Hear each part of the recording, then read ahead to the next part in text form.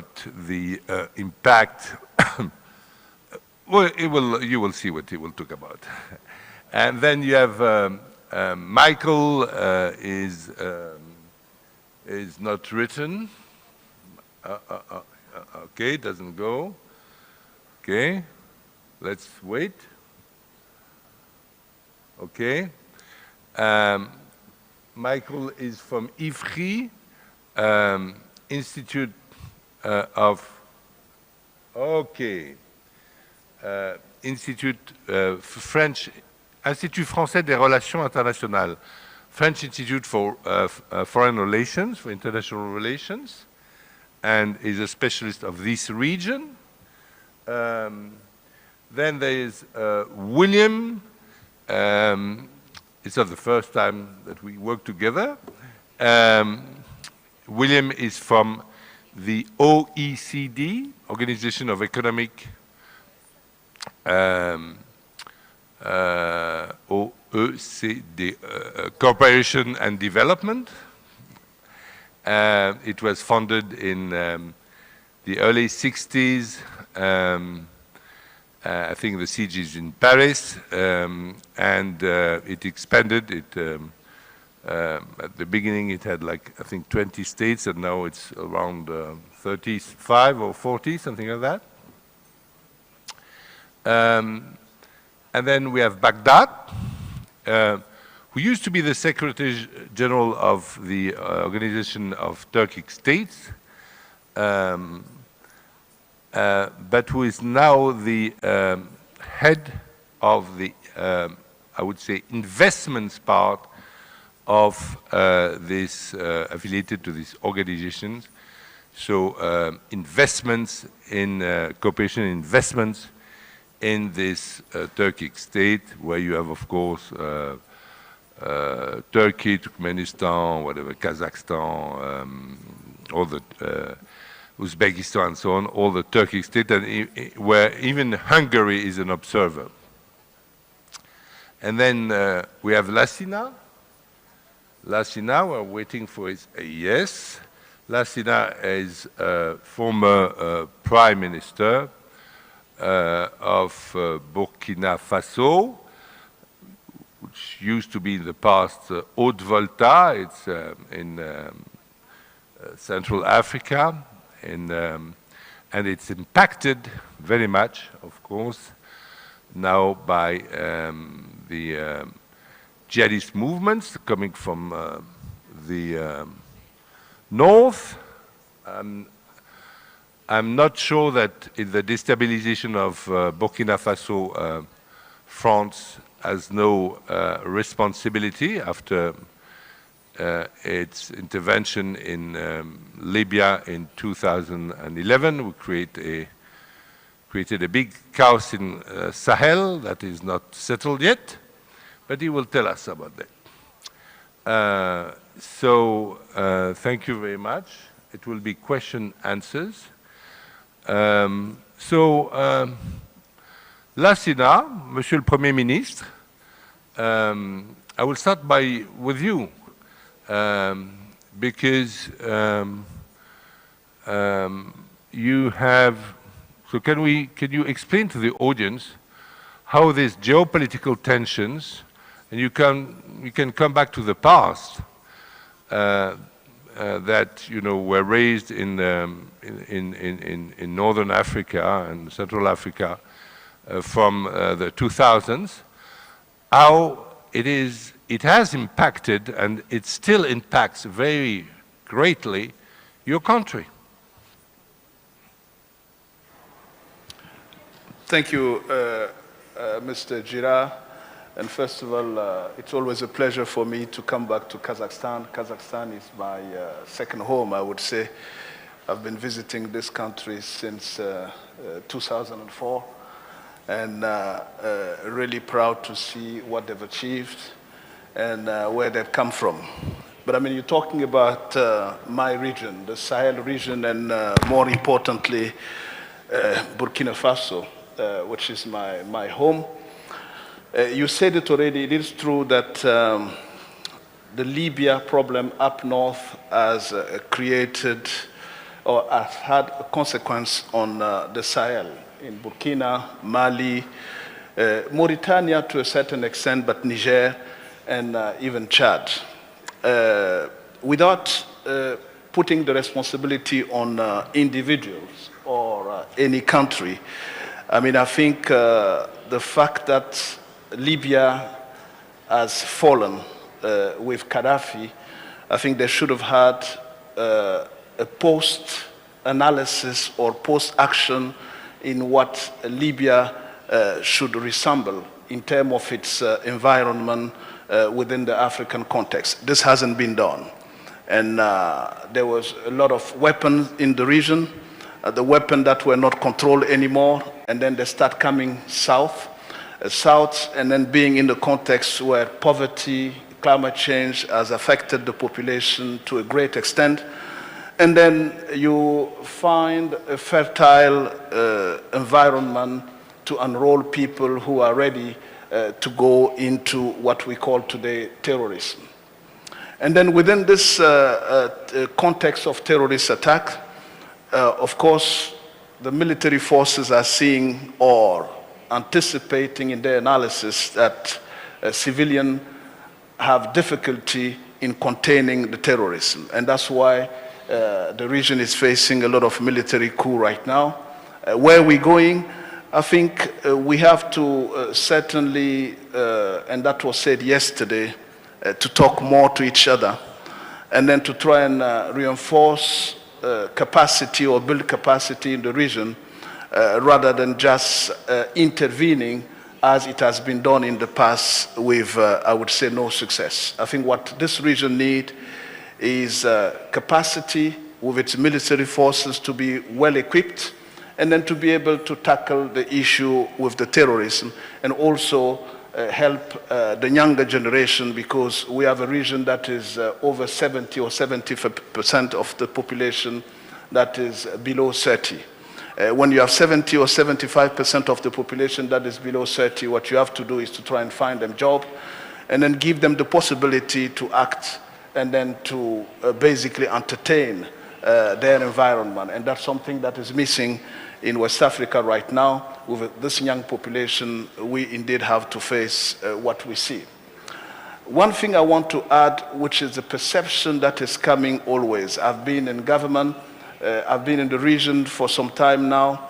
The perception is that some countries are actively engaging in chasing the Western country from West Africa. I would say from my own experience, it's no. It's simply that the void left by the priority that other countries are giving to the rest of the world, and then leaving that void that is occupied opportunistically by others. I've never seen any active engagement in Burkina Faso. I'm not talking about other countries, but in Burkina Faso, I've not seen any active engagement for a specific country to try and destabilize the presence of any other country in Burkina Faso. I mean, people talk about Wagner, but Wagner is not present in Burkina Faso, but yet you read on the media that they are present. I think that's not the issue. I've been saying again and again that focusing on other regions of the world is one thing, but people shouldn't neglect a specific region or go in a specific region at the expense of others. I think the Western countries have had an influence in Western Africa, in West Africa for a long time, and I think it's important that they keep that partnership that is changing with the change in the population, the change in the generation, and then change in technology as well, because technology has evolved and people are using it in a completely different way. That's what I would say. Monsieur le Premier Ministre, can we say that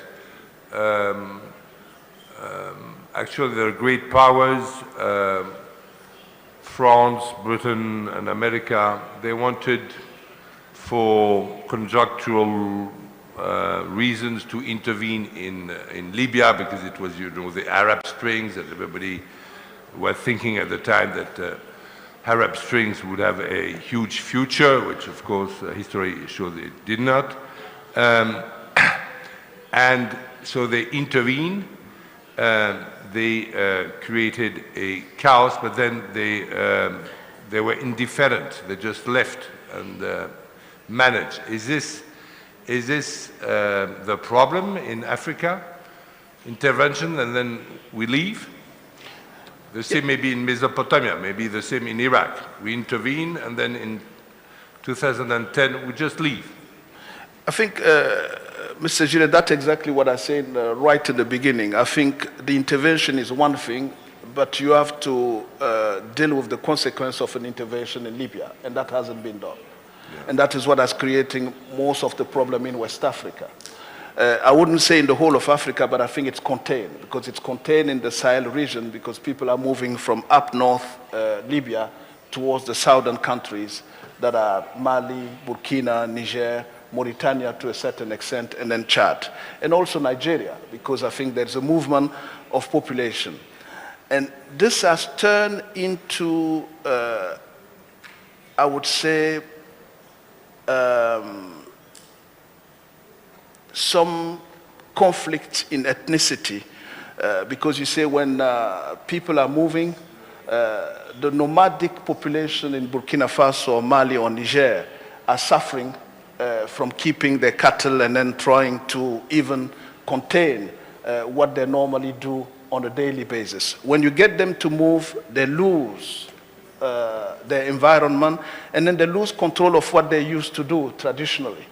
And this has had an impact on conflict between different populations in that region, the northern part and the southern part of each of those countries, be it Burkina or Mali for that matter. Thank you. So, Andres, since it's your birthday, I move to you with a difficult question for your birthday. We have these geopolitical tensions, we had these interventions, military interventions, without the blessing of United Nations. I'm thinking about Baghdad. I'm thinking about Tripoli, Libya. I mean, there was an overreach of the UN mandate. I'm speaking, of course, also with the war in Ukraine. So, can you tell us what is your thinking about this, the consequences of these interventions on the development? Well, thank you very much, and thanks for the good wishes. What I'm going to talk is related to the question, is adopt a very different angle, I think, from what my colleagues are going to be adopting. Most people here would look at the problems, and the problems in terms of conflict and economic development as a result of changes in the global order and what's happening in other countries. I'm going to mainly look at what's happening within the countries in order to, and how does this affect the prospects of global security and on the economic development. And I'm going to focus on the rise of populism and the conflicts within countries. I want to highlight that the world that we have now is very, very different from the one we had 25 years ago. And 25 years ago, no one would have imagined that we could have elected Donald Trump as President of the United States. There would have been a Brexit, but there would be people like the Sinawatras or Duterte or Bolsonaro leading countries like, for example, Brazil, the Philippines, and Fernandez, for example, in Argentina. So it's a very, very different world in many ways. And in this respect, what I'm going to highlight is why is this emerging? Why are we seeing this complete change within our countries? On the one hand, there are two forces. The first one is the people that say this is a cultural sort of problem, a cultural sort of conflict. That we have people that are globalists, that like to impose new ideas that come from the global world, that are sometimes foreign to the countries where we're in. And there are others, more in my camp, that think is a question of having places within the country that are left behind. The idea that you have places in long-term decline, and what we have done in the analysis I've been conducting with my team at the London School of Economics is we have identified that, for example, the vote to Donald Trump in West Virginia has been fundamentally linked to long-term decline that goes back to the 1970s in places like Ohio, in places like West Virginia, in places like, for example, Kentucky, places like Michigan and Wisconsin, for example. The same applies to Brexit, that a prosperous London was in conflict with a much less prosperous, much more declining, less dynamic north of England. But it's not just a developed country sort of issue. In a country like Thailand, Thailand has got the biggest internal disparities of any country that we can analyze in the world. And that pitches Bangkok and the south against the plains and the northern parts. So that creates tensions and leads to the election of people that have three main sort of objectives, or three main sort of postulates. The first one is they represent themselves as the representatives of the real people. And when I say real, I put it in inverted commas. So the idea that they're pitching themselves against a supposed elite. And who is this elite? In theory, is the ones that have been in charge of the country until now. In reality, is anyone who thinks different from what they represent. The second objective is, or the second sort of, let's say, pillar of their ideology is stigmatizing those that are different, whether it is religious minorities or ethnic minorities, or whether it is people that think and behave different, for example, gay people, they are stigmatized within the system. And the third one, which is the most important for our perspective, is that they always look for an external enemy. If once they gain power, the countries don't do well, the problem is not with their policies, it's always with some sort of external enemy or supposed external enemy that is responsible. So that's making the world far more dangerous. Because if you have countries and populist leaders that have failed to actually deliver on their promises, they always look for an external scapegoat. And that is creating problems. So there might be that sort of situation that if your country, after 20 years in power, has not improved, where the benefits and the welfare of your citizens has not improved significantly, you might want to look for an external enemy to try to galvanize the population and make your local population forget about your internal problems. But on top of that, this has important economic consequences. Because once you elect a populist government, the likelihood that you're going to grow less, that the well-being of your population is going to increase, is much, much lower. And I'm going to put just two examples to finish. The first one is the case of Thailand. Thailand was the poster child of the IMF and the World Bank until the 1990s. Since the 1990s, when they elected for the first time a populist government, it has been in political turmoil, and more importantly for Thailand, it has gone from being the most dynamic country from economic perspective in Southeast Asia to being the worst performing country in the whole region. The other example is the country I live and work in, which is the UK, a country that had done very, very well, where had been significantly dynamic in comparison to the rest of Europe, with a lot of dynamism concentrated in London, but not spread throughout the country, that voted for Brexit, and now is the worst performing country in the G7 among the big economies, and a country that, as a result of Brexit, is not just that the north of the country is doing badly, but the formerly prosperous areas, like for example London, are also doing much worse than before, and as a result of that, what we have is a country that is far less dynamic than it should be at the moment.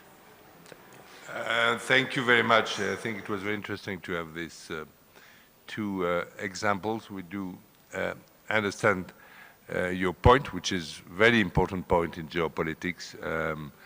An external politics, the worst foreign policies are foreign policies that are done for internal, domestic reasons. That you will see in history, it's always the worst policies. Baghdad, I would like to go to you now, because we have intervention, we have wars, but we have also a policy of sanctions that has been very popular in the West. We remember the sanctions against Iraq of Saddam Hussein in the 90s. I don't think they were very efficient in any way, but whatever. And then we have a current policy of sanctions against Russia. We see that we have two blocks. We have the G7 that gathered in Hiroshima. That was, I think, 10 days ago, something like that. And the G7 said, okay, these sanctions do work, we should continue, and we will continue. And then you had a ministerial summit of the BRICS, which was 5 days ago in Cape Town, which is these sanctions are immoral. The West should withdraw them because the most important is the development of the rest of the world. I summarize it, but you can of course have another summary if you like. What is your assessment? What is your view, Baghdad, on sanctions? And of course, sanctions, they do affect the region in which you work, which are the Turkic states. Thank you, Marina. Before talking about sanctions, let's back to the main topic of our agenda today, which is the impact of Tension. impact of geopolitical tensions on the world economy and global market and the financial fragmentations. You know that I'm a newcomer to the economy and finance, as you mentioned. I used to serve as the Secretary General of the Organization of Turkic States. So I've been a purely politician, now came to the economy and finance to solve what politicians cost. So we are discussing the impact of this geopolitical crisis that, and conflicts on the economies and finance. The world economy is hugely suffering now from the existing geopolitical conflicts. If we go back to 2007, 2008 economic crisis and recession, the reasons of that crisis was purely financial and economic. But today's conflicts have been originated from the current geopolitical tensions, starting from the trade war between the United States and China, and going to military conflicts, including the war in Ukraine. This is very close to our region, our part of the world. So we can talk about the economic recession and crackdown endlessly, but first of all, the solution lies on political sphere. So here, politicians should work more rather than people responsible for economy and financial. That's why today I would like to thank organizers who rightly put in our agenda and they put the title, theme of Astana International Forum, not only about economy, also about politics. Therefore, this is the right place, right time, and right agenda we are gathering. So, regarding the economic sanctions, sanctions are one of the natural consequences of, again, political conflicts. And of course, sanctions cause a lot of economic problems and also lead to financial fragmentation as well. You talk about refugees also. This is very important factor. Economic sanctions are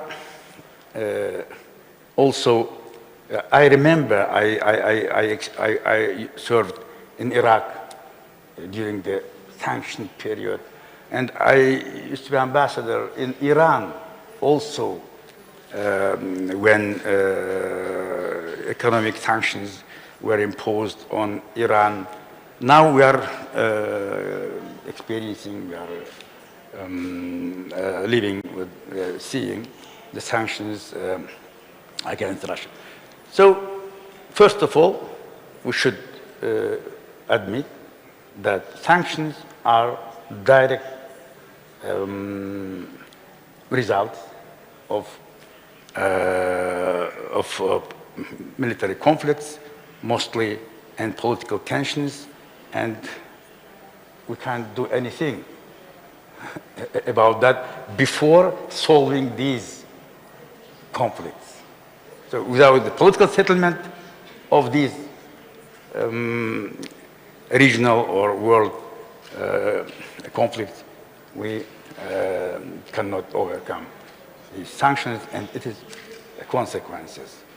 So again, this question should be directed more to politicians rather than economists and finance. Thank you very much. William, and please, when you speak, speak very close to the microphone, because you see when you are not close, people cannot. I speak very close to the microphone, so that the audience can really hear you. What is your assessment after what you have been listening now? What is your assessment of how do you see the current geopolitical tensions affecting the development in Africa and in Asia and in Central Asia, this part of the world? Well, not only this part of the world. I want to back up a bit because I think it's really important and useful that the panel is about geopolitical tensions, not conflicts or shocks. Because what we are living goes back a long way. I would argue, and have argued for some years, that since about 2015, 2016, we have been living through the delayed political fallout of the global financial crisis. The global financial crisis had surprisingly little political impact at the time, partly because thanks to multilateral cooperation and policy coordination, governments were able to avoid that crisis turning into the depression that many expected. We had a short, sharp recession. We bounced back quite quickly into recovery. But that recovery never really took off and returned to the kind of momentum that our economies had enjoyed before. So there's a period of time when governments are kind of there on sufferance. But by the middle of the last decade, it's becoming clear that we're not regaining the dynamism that we had before. It's becoming clear that many of the policy prescriptions that had been the orthodoxy of the 1990s and early 2000s were looking a little bit threadbare. And so there was a rising, even before the geopolitical conflicts that erupted around friction with China under Trump, around the pandemic, then the war in Ukraine. Even before all of that, there was rising discontent with the kind of architecture of global economic cooperation, governance, call it what you will, partly because of shifting wealth. Rising powers had a very different view of some of these issues than the powers which had designed the OECD, where I work, or the Bretton Woods system, and the UN Security Council, all of those powers that had dominated after the war. And in particular, we saw countries that, let's be completely frank, quite reasonably took a somewhat different view of the trade-off between economic development and climate change. They're very vulnerable to climate change, but they're also much poorer and much more concerned with basic development, provision of healthcare, basic services. This looks different from Sweden and from, let us say, the Philippines. Secondly, they're much more sovereignty conscious because many are post-colonial states and therefore determined to protect their independence and their sovereignty. they have a very different and much broader understanding of the legitimate scope of state action, which means that for many of them, concerns that are prevalent at the OECD and among people like me with competitive neutrality, state aid, level playing field conditions don't loom nearly so large. So that a very different set of priorities. They didn't necessarily want to just upend the order that was there because countries like China and India have benefited tremendously from the openness of the world economy. They've benefited tremendously from globalization, and their dynamism has benefited us. They didn't want to upend the order, but they certainly wanted to change it. All of that has grown sharper as a result of the shocks of the last few years. And what we're seeing now, not only among those emerging powers, but even among countries in the OECD, is an increasingly geopolitical view of certain fundamental economic challenges like food and energy security. It's no longer enough to rely on well-functioning markets. I mean, think about Japanese industrialization. The Japanese always believed that oil was one of those things you went into a very liquid market, pardon the pun, and bought.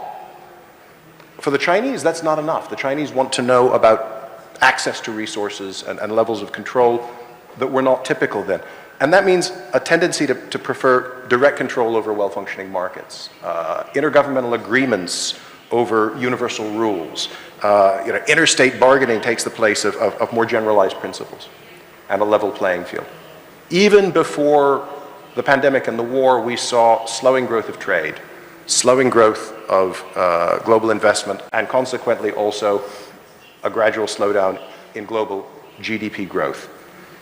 All of this, in my view, will contribute to that. And I am finishing, but I just want to say if we fast forward and take these trends forward and really see a significant fragmentation of the global economy into trading blocks and so on, several things will emerge. First is it's going to be bad for growth. It's going to be worse for innovation, which directly affects our ability to tackle things like climate change and global health challenges. So even if you're willing to put GDP growth on the back burner for other priorities, you're going to lose out in important ways.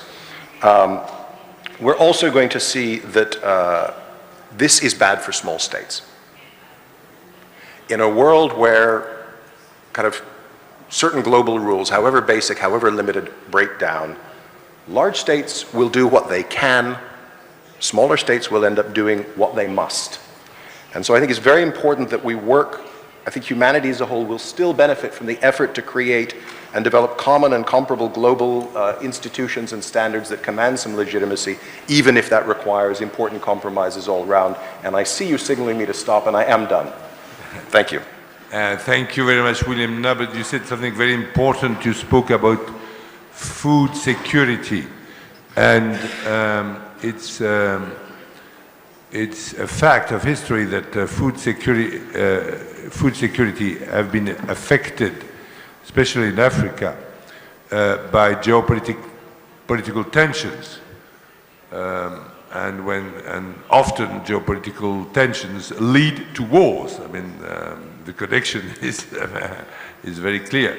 And we had geopolitical tensions between Russia and the West for, let's say, since maybe the speech of Putin in Munich in 2007, and now we have a war. And the consequence of the war was food insecurity for Africa. And I remember the president of African Union, Macky Sall, going to Russia in the beginning of this war and saying, we are not responsible for this war. And they were not at all responsible, but they were affected because the wheat from Russia and Ukraine could not go to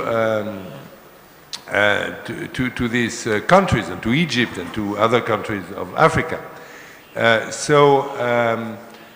were not at all, these African countries were not at all responsible of this war between Ukraine and Russia. Some agreement has been found, as you know, corridor from Odessa to Bosphorus. It works. I don't know if it will go on working, I hope, under the United Nations.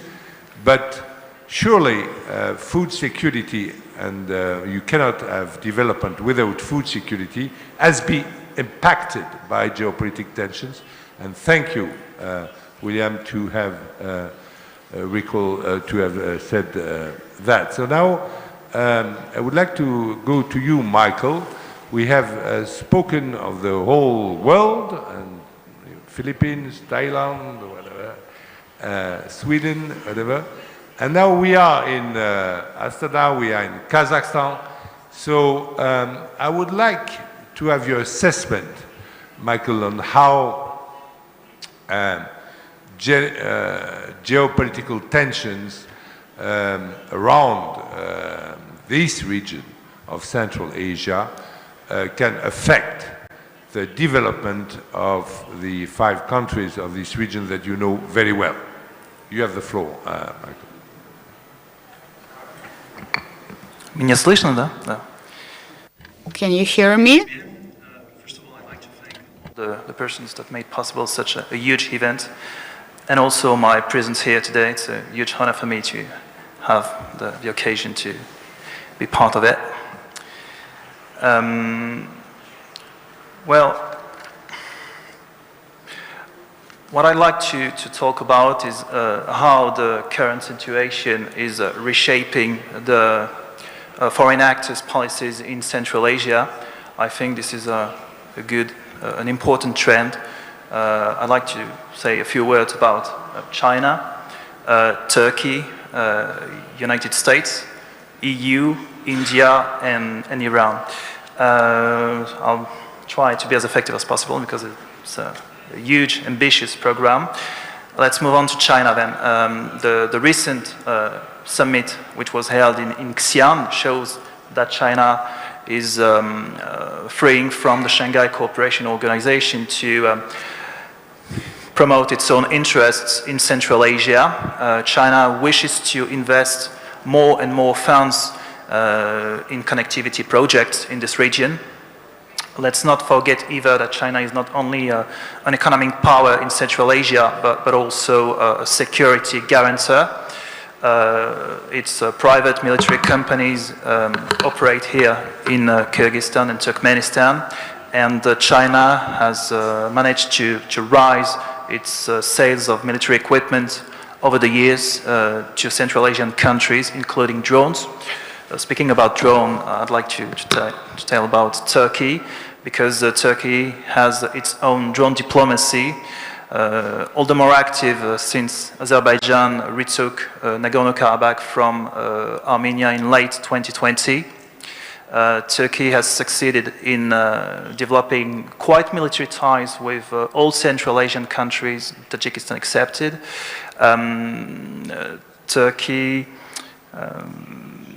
Turkey is also delighted to see how the organization of Turkic states can help broaden its economic perspectives in Central Asia.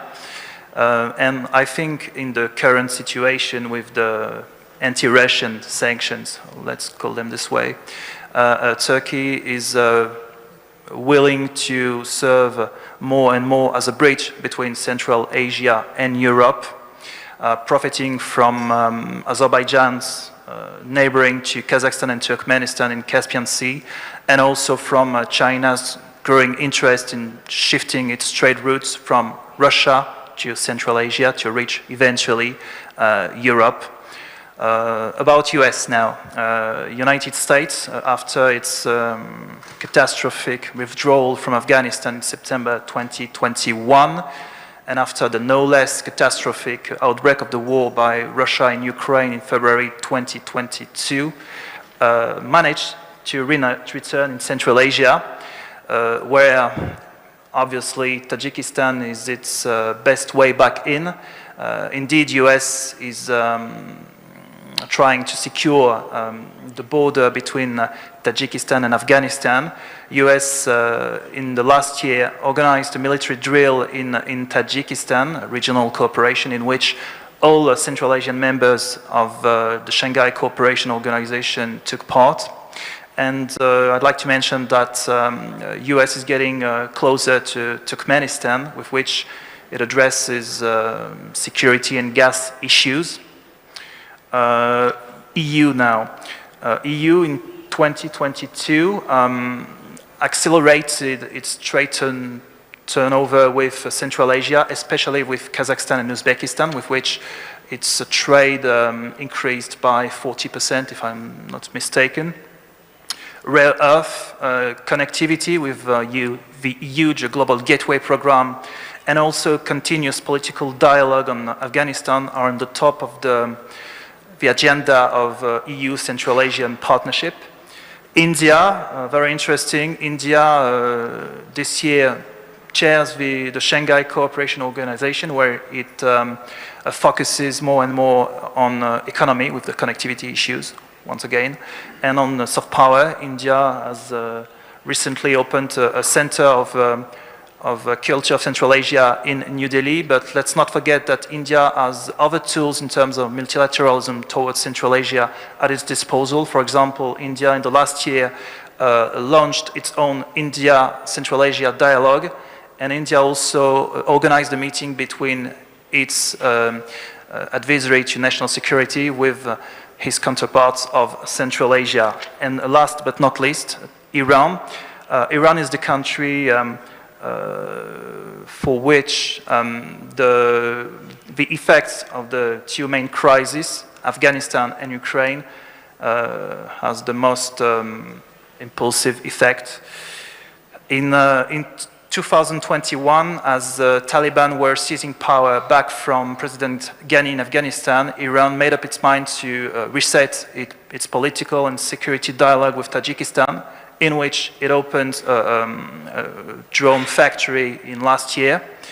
And with the sanctions on Russia's economy, Iran is more willing to take advantage of its ideal position between Caspian Sea and Persian Gulf to help Central Asian countries create new trade roads looking south throughout its territory. For example, Iran nowadays is building some railway lines, like the one which is to connect its port in Shabar to the southern city of Zaidan.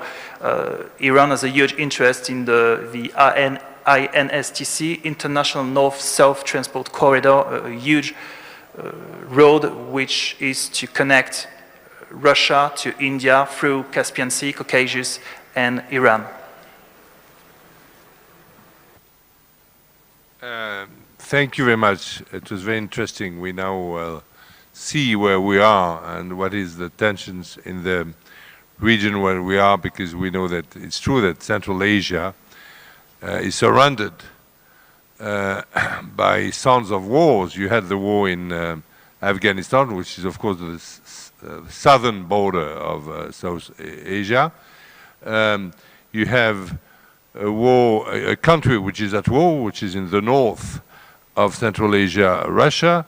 You had a war in, you said it, in Caucasus, which is on the west of Central Asia, between a war between Azerbaijan and Armenia. And we have at least a good news, and you quoted the country, which Iran, with less geopolitical tension, since Iran made a deal with Saudi Arabia thanks to the mediation of the Chinese, which is of course a very important deal, and the first time that China plays such a role in the Middle East.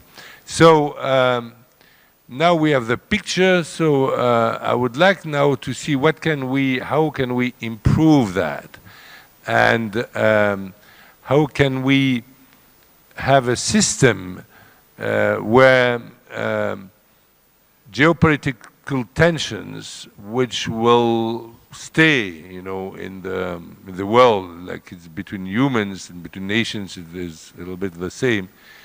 We cannot dream of tensions between nations that will suddenly stop, but we can limit the impact of it. And that was the whole idea of the United Nations. Unfortunately, great powers did not stick to the Charter of United Nations in the last 30 years. Prime Minister, I would like to ask you, You have been in important international forum in the United Nations and everywhere. What would be for you, how could we improve the international system so that geopolitical tensions would stop to affect so much development, especially in Africa, but even elsewhere? Thank you, Mr. Girard. I mean, in terms of improvement, I will go back to what William just said when he talked about, in the current context, a big country will do what they can, and small country will do what they must. So I think that's where the world order is today. Yesterday, during the plenary, we had a few important words. Double standard, that was coming from the Balkan region when the president was talking. We heard about the first panel, Mr. Barroso, who has been a high profile in Europe, saying that sanctions are not working. And he mentioned that the only time it has worked was against South Africa, apartheid regime, because he has argued that sanctions might have an effect to some extent, but not the effect that is anticipated by those who are applying sanctions. And then we also heard about reforms, that the UN needs a fundamental reform to basically fit with the context we live in. What's happening is that soft power is no longer existing. Many countries and emerging countries are trying to sit at the table and then to be able to discuss the issue the way they feel and the way they want, which goes with what William said. In that situation, in that context, I think the UN and the international environment need a complete reform where they give the opportunity to others to be able to talk. And then one of the key issues is that each region or each country or each of us, we have to take into account the fundamental interests of our neighbors. And that was said again yesterday. Whether we like them or not, if we don't take into account their fundamental interests and then be able to talk to them, we won't be able to find or solve any solution. And we also have to face a situation where emerging power are going with emerging generation of people who have not known what those who have passed have suffered from.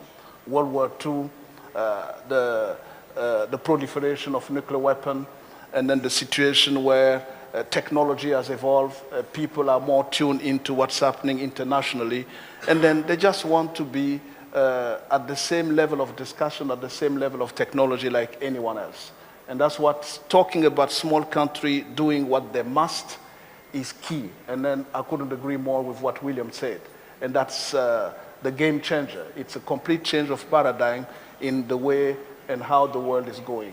If the Security Council doesn't suffer the reform that they're scared of, I don't think the international and multilateral will be any of success that we anticipate in the next years to come. Thank you. William, you have been quoted, so the floor is yours to go on with your thought on that. Thank you very much. I appreciate the Prime Minister's comments and agreement. I think what I would start by saying is the first thing we have to do is to avoid the self-fulfilling prophecies. And I stress that because the expectation that the world may be fragmenting into kind of geo-economic blocks is itself, potentially, that expectation feeds itself. And one of my consistent messages to governments when I discuss these issues, which is rare, I mostly work on technical stuff, but occasionally I get to say something, is that we must not let that expectation start driving us to force our partners into choices they do not want to make.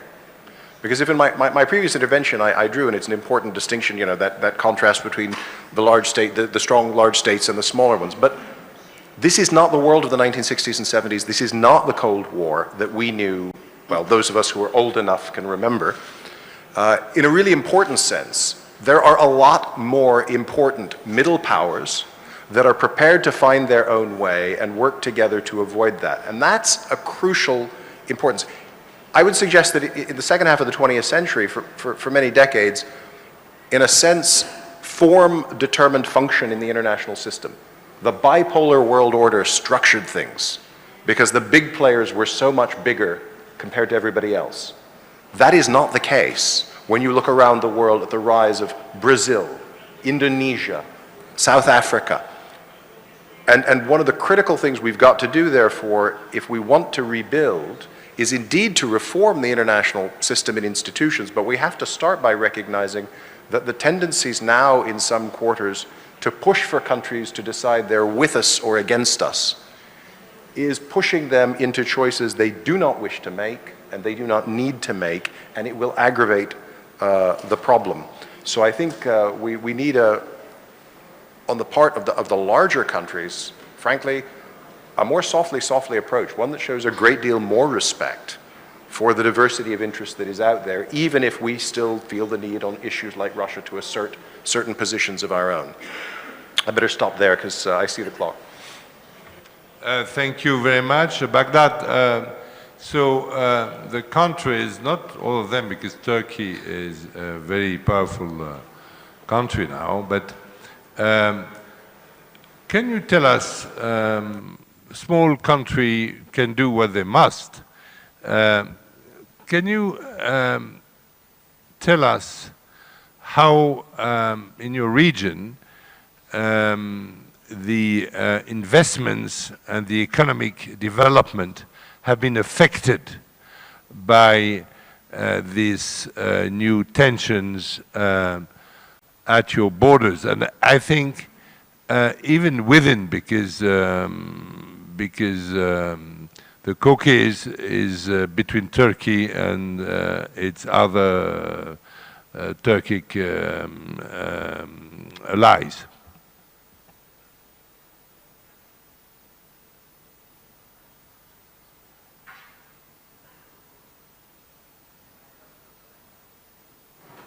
Very, very close to the microphone because we don't hear you otherwise. Very close, very Escaping from these geopolitical tensions and all these crises around us, our member states, it's not easy job, but in my view, our countries, the Central Asian countries and the Turkic states have managed to successfully continue their so-called multi-dimensional policy. They are good with their neighbors. Central Asian countries, not only members key members in the Eurasian Union, Economic Union, they are also key players in Shanghai Cooperation Organizations. Nearly all Central Asian countries except Tajikistan are members in the Organization of Turkic States. They are cooperating successfully with the European Union, and they have excellent relations with the United States, and of course with China. So these multi-dimensional policy is the best protection, best shield for them to avoid involvement in the existing geopolitical conflicts. For example, the Russian-Ukraine war, our countries have managed to avoid any kind of involvement. From one side, they are not participating in sanctions against Russia, but at the same time, they are not violating the sanction regime. So they are maneuvering, and in my view, they are maneuvering successfully. It also enabled them to continue their efforts to keep the best environment, atmosphere for investments, and this is what they are doing well. And these countries are continuing their economic reforms, and some were political reforms. I can bring the example of Kazakhstan and Uzbekistan. So economic life and efforts of our governments are continuing despite all the crisis around us. This is not easy task for our countries to keep their neutrality. This is what they are doing good. Thank you. Thank you very much, Baghdad. So I would go to you, Andres, and it's your birthday, and I would like to know if this day of your birthday you are optimistic or pessimistic about this impact of geopolitical tensions affecting global development. Do you think that it's very difficult to do prediction, but that these tensions will rise and that we will not able to prevent a deterioration of global development, or that are you optimistic that we will manage? Andres, the floor is yours. Thank you very much, Renaud. I think that I'm going to start where Bill left it off. There are a lot of challenges, and the world is far more dangerous than it was before. So, responding to your question, am I optimistic or pessimistic? I'm neither optimistic nor pessimistic. I'm just hopeful. And what does it mean, hopeful? That there's a new world, and this new world has to be recognized and has to be acknowledged. And if the right measures are taken, then we can be significantly optimistic. And what are the measures? They are two-pronged. On the one hand, we have this world that is, as Bill Thompson has said, far more fragmented than before, in which we have many more countries that are equal. We don't have this polarization between two big powers, but multitude of powers.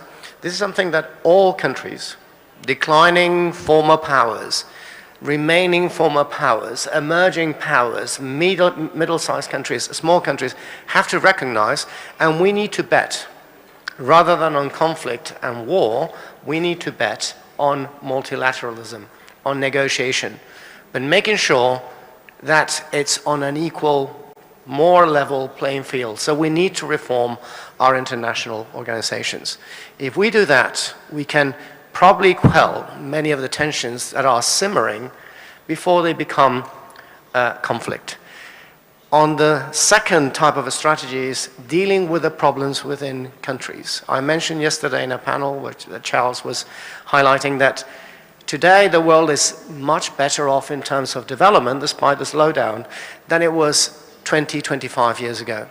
But there are 643 million people living in regions where the level of GDP per capita is far lower. These regions are in 143 countries. But specific countries have failed and have failed completely over this time. Former Prime Minister Serbo highlighted the problems of having a failed state like Libya for the whole of Africa. But in Africa, you also have Somalia, you also have Zimbabwe, that are sources on tensions.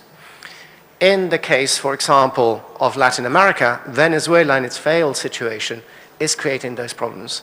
So there are two things that can be done there. On the one hand, within our countries, we need to make sure that the prosperity of any growth that is generated in a place like Kazakhstan is not just concentrated for the citizens of Astana or for the citizens of Almaty, but it spreads out throughout the country to avoid simmering tensions. But on the other hand, internationally, we need to make sure that the conditions that have led to the failure of states like Afghanistan or Somalia, I'm not saying from a political perspective alone, but also from an economic perspective, do not happen. Because if we prevent states from failing, what we are going to is to stem and limit a massive source of tension that would lead to future conflicts. So in that respect, I'm going to be hopeful, and if we deliver on those things, I suppose I will say I am optimistic. Thank you very much. You said something very important, is that of course if the development and this rule goes for England, as for Kazakhstan, for any other countries, if the development is concentrated in the capital, of course, it will create tensions within the country, and these tensions within a country can, but it has been explained during this session, tensions within a country can be transformed into international tensions. Michael, I would like to come to you to ask you, because we are in Kazakhstan welcomes us, and we are very thankful for this forum that, of course, serves the cause of peace and dialogue within the world. How do you see in the future these 5 countries of Central Asia? What tools do they have, according to you, to prepare a better future? How these countries will manage together, or one by one, as you wish, you will answer, will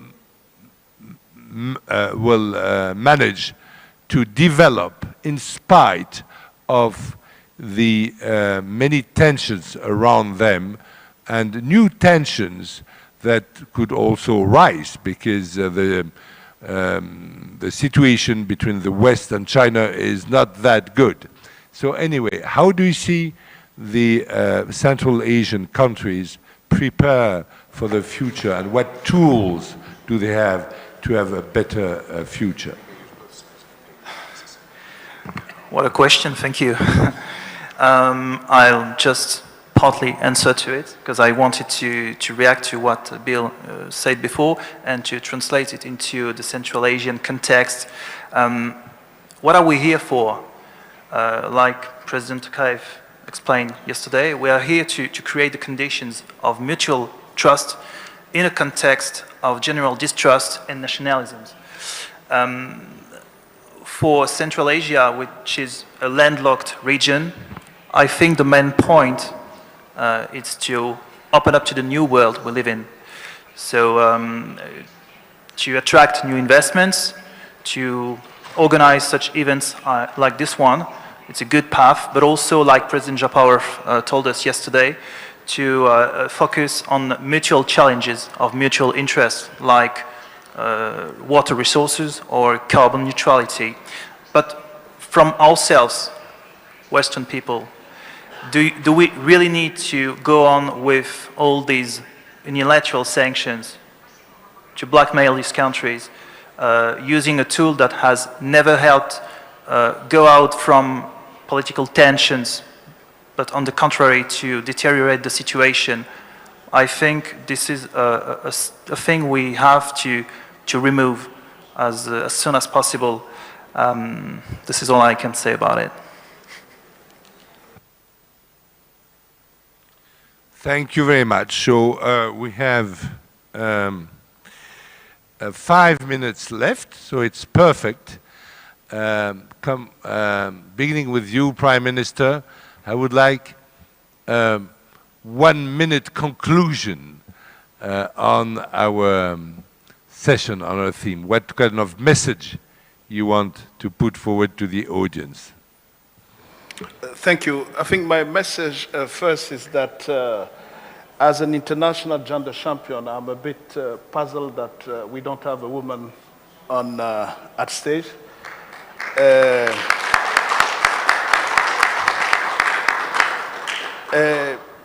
I'd endeavored not to sit on a panel where there is no women, but anyway, since we're here, my message would be to give professional opportunity to women in all fields, in energy. I think women can change this world.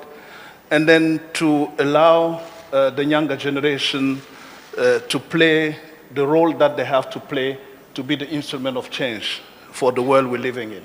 This is my message. Thank you. Very good message, because we saw that women do not like to resort like men. They are not like men. They don't like to resort to wars to resolve conflicts. Baghdad, what is your conclusion? What is the message that you want to give us? Rene, you were absolutely right when you said that nobody dreamed that these geopolitical tensions will be over overnight. So we have no choice but to live with in this environment, in this circumstances. It became like a new normal. You remember during the COVID period, we experienced new normal, the adaptation to a new situation. That's why we should deal with the situation and continue to live, continue to develop our countries, and continue to make efforts to avoid bigger tensions. This is my message and wish. Thank you very much. Thank you very much, Baghdad. William, the floor is yours.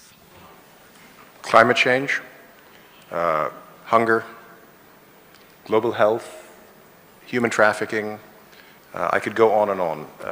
Most of the things that undermine the life chances of most people on this planet have relatively little to do with the geopolitical ambitions of individuals governing particular countries. We will either discover that all of those problems are bigger than our countries and bigger than we can tackle alone, and we will manage to find ways to work together imperfectly, too slowly probably, and with still there will be double standards. But we will either do that or we will lay the foundations for an appalling future for next generations. What gives me a little bit of optimism is that if I look back, I mentioned the shocks of the last 15 years, the outcomes have consistently been better than people expected at the start. Not good. Plenty of mistakes were made. The price has been very high, but the global financial crisis wasn't a depression. The pandemic did not realize the worst predictions at the outset, and governments around the world responded remarkably, I think. The economic shock of the war on Ukraine has been far less than was anticipated. And so I suppose I end with what I call low-grade optimism. It's the optimism of the pessimist, which is something my boss always used to say, that governments in the end usually do the right thing, but only after they've tried everything else first.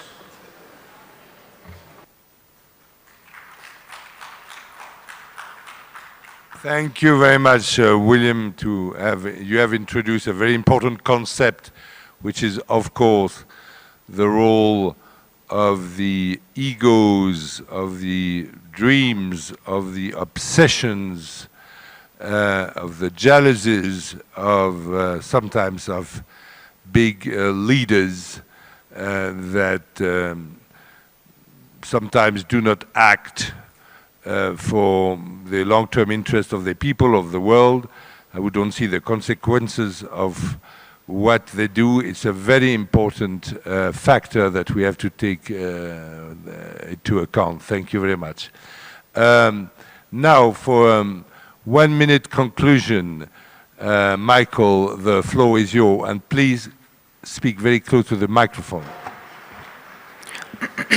I'll be even shorter than that, because we're late, and the ladies are waiting. In troubled times like the ones we are living in, I think being open-minded, say the things and see the things the way they are is very important, and I do regard events like this one as a very positive tool to help us reach such a target. That's all. So, Andres, what is your birthday message to Central Asia, to us? First, thanks to all, but I'm just going to conclude by linking the two main topics in this panel. They were geopolitical tensions and economic development. And I'm just going to highlight that geopolitical tensions arise for two reasons that are very closely related to economic development.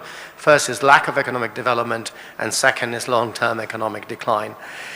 Growth has been declining across the world in recent years. If we put the emphasis on promoting economic growth and going beyond growth, promoting development, we will also be hitting other targets. And one of that target is that if we have widespread growth, widespread development that actually reaches everyone wherever they live, the rise of geopolitical tensions would be stemmed, and we'll have a much better, more equal, and more sustainable and resilient world than what we have at the moment. Thank you.